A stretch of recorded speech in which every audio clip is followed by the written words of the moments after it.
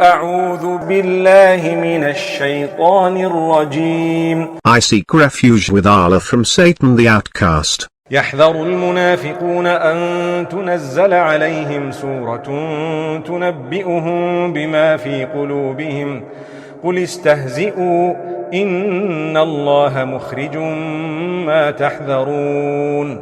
The hypocrites worry lest a chapter may be revealed about them, informing them of what is in their hearts. Say, go on mocking, Allah will bring out what you fear. وَلَئِن سَأَلْتَهُمْ لَيَقُولُنَّ إِنَّمَا كُنَّا نَخُوضُ وَنَلْعَبُ قُلْ أَبِاللَّهِ وَآيَاتِهِ وَرَسُولِهِ كُنتُمْ تَسْتَهْزِئُونَ.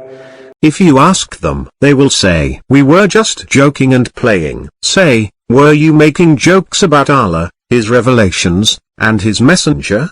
لا تعتذروا قد كفرتم بعد إيمانكم إن نعف عن طائفة منكم نعذب طائفة بأنهم كانوا مجرمين.